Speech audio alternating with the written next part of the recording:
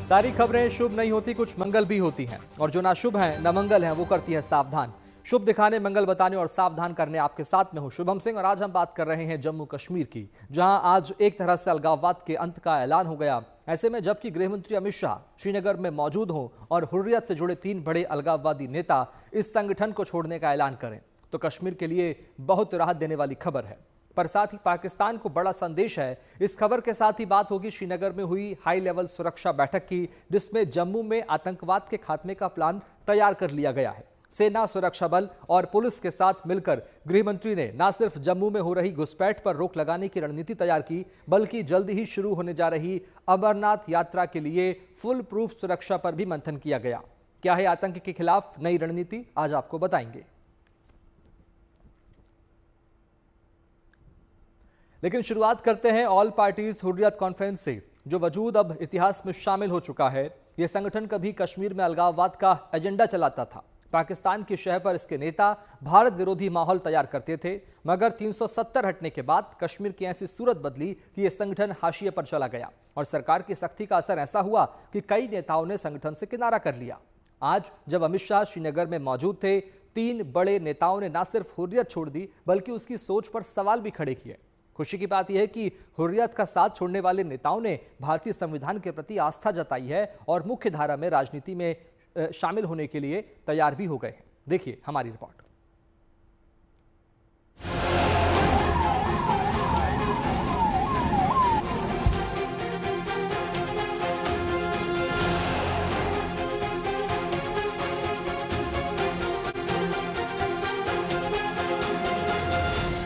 दम तोड़ता आतंकवाद और हाशिए पर अलगाववाद।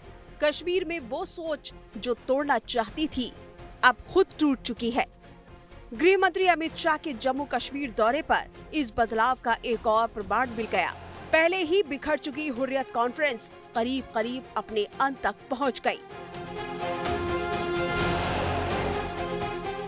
3 बड़े अलगाववादी नेता यानी हकीम अब्दुल रशीद, मोहम्मद यूसुफ नक्काश और बशीर अहमद अंद्राबी ने खुद को हुर्रियत कॉन्फ्रेंस से अलग कर लिया है। इससे पहले भी इस अलगाववादी संगठन के 23 में से 8 सदस्यों ने खुद को इस समूह से अलग कर लिया था और भारत समर्थक मुख्यधारा की राजनीति में लौटने की घोषणा की थी। हकीम अब्दुल रशीद, मोहम्मद यूसुफ नक्काश और बशीर अहमद अंद्राबी ने अलग अलग लेकिन लगभग एक जैसे बयानों में भारत के संविधान के प्रति अपनी निष्ठा जताई और अलगाववादी एजेंडे से खुद को पूरी तरह अलग कर लिया है। KKF के अध्यक्ष बशीर अहमद अंद्राबी ने कहा कि हम ऑल पार्टीज हुर्रियत कॉन्फ्रेंस की विचारधारा का कड़ा विरोध करते हैं, क्योंकि ये जम्मू कश्मीर के लोगों की आकांक्षाओं और शिकायतों को प्रभावी ढंग से संबोधित करने में विफल रही है। मेरा संगठन और मैं भारत के संविधान को बनाए रखने के लिए समर्पित हैं। हम ऐसे किसी भी समूह से संबंध नहीं रखते जो भारत के हितों के खिलाफ काम करता है। सोच और सियासत के स्तर पर दिख रहा ये बदलाव नए कश्मीर का सबूत है। हुर्रियत के ऐसे नेता जो कभी पाकिस्तान की तरफदारी करते थे, अलगाववाद को बढ़ावा देते थे, अब भारत के संविधान के प्रति आस्था जता रहे हैं। खुद गृह मंत्री ने ट्वीट करके लिखा है कि Jammu Kashmir Islamic political party, Jammu Kashmir Muslim Democratic League और कश्मीर फ्रीडम फ्रंट जैसे 3 और संगठनों ने हुर्रियत से खुद को अलग कर लिया है। ये कश्मीर के अंदर भारत के संविधान में लोगों के भरोसे को दिखाता है।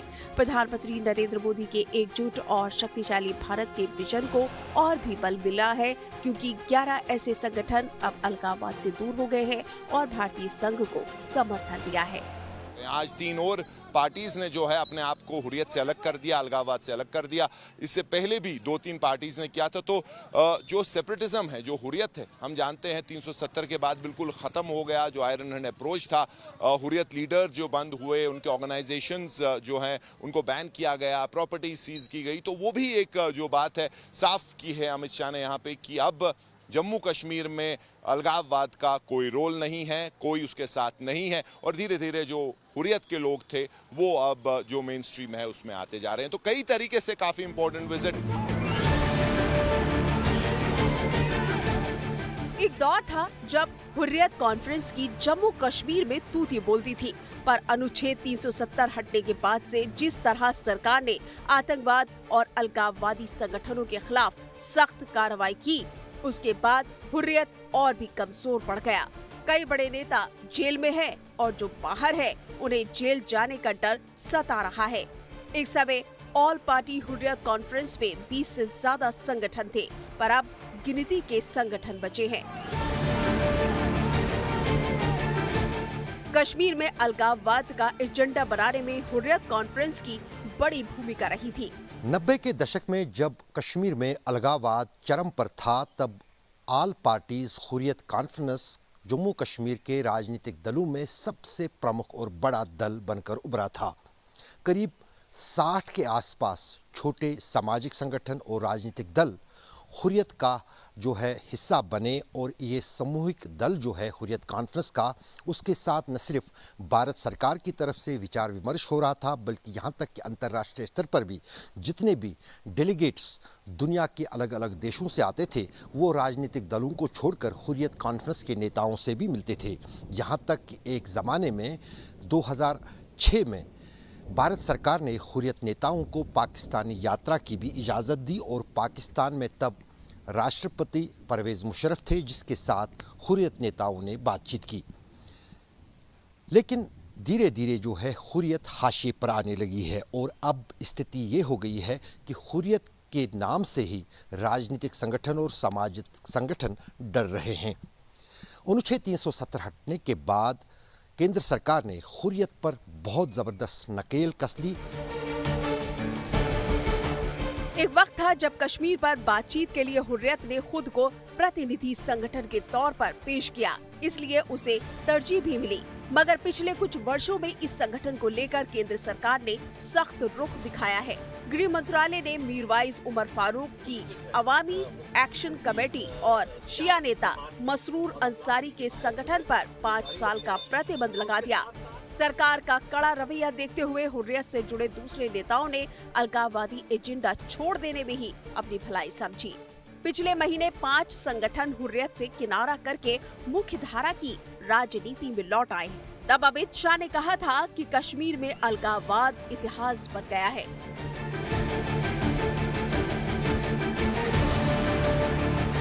अब 3 बड़े अलगाववादी नेताओं का हुर्रियत छोड़ना और भारत के संविधान में आस्था जताना अमित शाह के उसी बयान की पुष्टि करता है।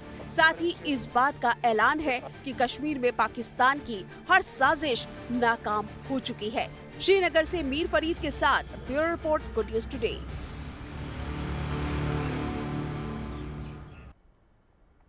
कश्मीर में अलगाववाद का अंत हो चुका है, आतंकवाद भी दम तोड़ चुका है, पर सीमा पार से साजिशों का सिलसिला खत्म नहीं हुआ।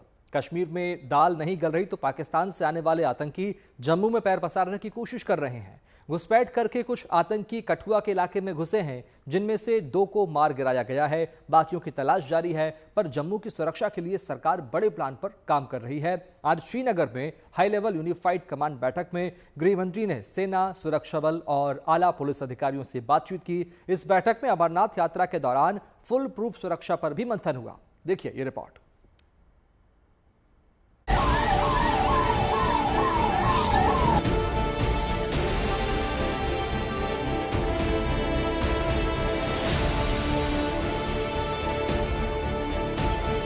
ना तो दहशत है और ना दहशतगर्दी का खौफ। ये नए कश्मीर का बदला हुआ माहौल है, जिसमें सुरक्षा है, सुकून है, शांति और तरक्की है।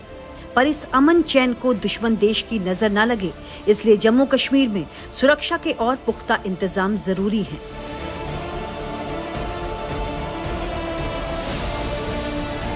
आतंकियों पर फाइनल प्रहार जरूरी है। इसी मकसद के साथ गृह मंत्री अमित शाह ने श्रीनगर के राजभवन में हाई लेवल यूनिफाइड कमांड के साथ सुरक्षा बैठक की। पुलिस, सुरक्षा बल और सेना के उच्च अधिकारियों के साथ ये बैठक कुछ अंतराल पर होती रहती है, पर करीब 2 साल बाद गृह मंत्री ने खुद इस बैठक की अध्यक्षता की और इस तरह न सिर्फ जम्मू कश्मीर के लोगों को सुरक्षा का भरोसा दिया, बल्कि पाकिस्तान और उसकी पनाह में पलने वाले आतंकियों को भी एक बड़ा मैसेज दिया। इस अहम बैठक में जम्मू कश्मीर की मौजूदा स्थिति और आगे की रणनीति पर बात हुई।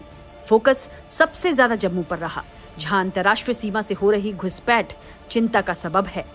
सुबह से ही रिव्यू मीटिंग्स हुई हैं, पहले डेवलपमेंटल रिव्यू और उसके बाद जो ऑल इंपॉर्टेंट सिक्योरिटी सुरक्षा रिव्यू, यूनिफाइड हाई कमांड जो कि टॉप ब्रास रहती है जम्मू कश्मीर में, जो सुरक्षा की सारे पहलू देखते हैं, और उनकी मीटिंग थी। और इस मीटिंग में थ्रेडबेयर डिस्कस हुआ कि क्या सुरक्षा की स्थिति है और क्या डिसीजन लेने हैं। अभी जो सुरक्षा के चैलेंजेस हैं ज़्यादातर जम्मू से आ रहे हैं, क्योंकि जम्मू की अगर आप बात करेंगे तो कठुआ और उधमपुर की जो हाइट्स हैं, जो फॉरेस्ट एरिया है, वहाँ जैश के मिलिटेंट कैंप कर रहे हैं। पिछले 15 दिन से लगातार ऑपरेशन वहाँ चल रहा था, लेकिन अभी तक सफलता नहीं मिली है सुरक्षा एजेंसीज को। ऑपरेशन चलेगा, लेकिन उससे बड़ी जो चिंता का विषय है वो है इन्फिल्ट्रेशन जम्मू में काफ़ी आसानी से हो रही है।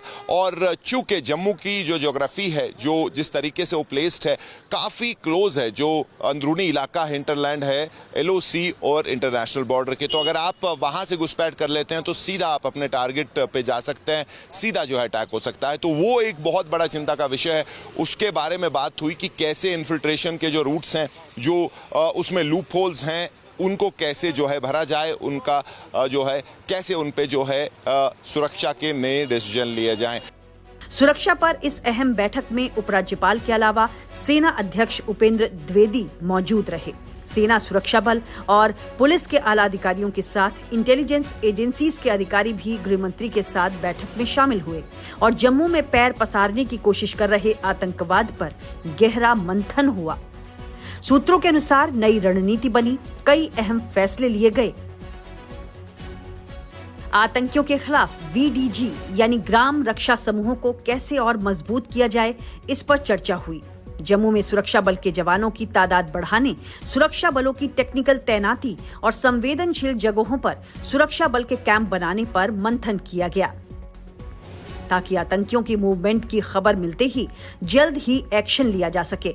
जम्मू में आतंकियों के खिलाफ लगातार ऑपरेशन चलाया जा रहा है। चप्पे चप्पे पर सुरक्षा बल और सेना की नजर है, पर इस इलाके में घुसपैठ और आतंकियों की सक्रियता को देखते हुए सरकार का रुख सख्त है। जम्मू में आतंक के पूरी तरह सफाई की रणनीति बन चुकी है, लेकिन एक चुनौती और है। जल्दी ही अमरनाथ यात्रा शुरू हो रही है। बड़ी तादाद में श्रद्धालु इस यात्रा में शामिल होंगे, इसलिए अभी से सुरक्षा पर फोकस है। सरकार के साथ सुरक्षा बल और तमाम एजेंसीज इसकी तैयारी में जुट चुकी हैं। सूत्रों के अनुसार यूनिफाइड कमांड की बैठक में सभी एजेंसियों के सिक्योरिटी प्लान्स और आपसी तालमेल पर बात हुई।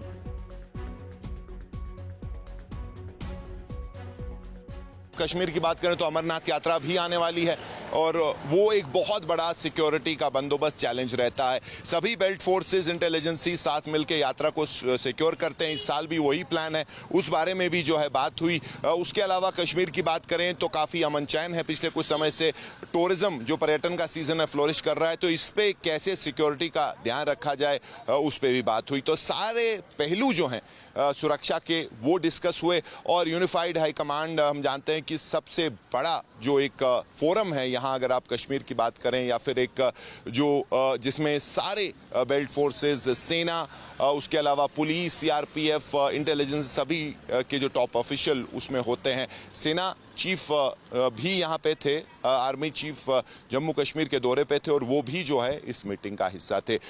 इसमें एक और बात हुई कि उमर अब्दुल्ला जो एक्सपेक्टेड था, उनको सुरक्षा का जो रिव्यू है उस मीटिंग में जो है वो इनवाइटेड नहीं थे। हालांकि जो डेवलपमेंटल जो मुद्दे थे उस पर जो बात हुई उसमें उमर अब्दुल्ला ज़रूर थे। तो एक और स्टेटमेंट केंद्र सरकार की तरफ से कि जो सिक्योरिटी रिलेटेड मैटर्स हैं यूटी जम्मू कश्मीर की, वो फर्मली जो हैं केंद्र सरकार उसमें जो सक्षम है वो फैसला लेगी, और उसमें जो इलेक्टेड गवर्नमेंट है उसका कोई रोल नहीं है। तो ये एक और जो है बात इसमें साफ हो गई और एक मैसेज गई है नेशनल कॉन्फ्रेंस सरकार की तरफ।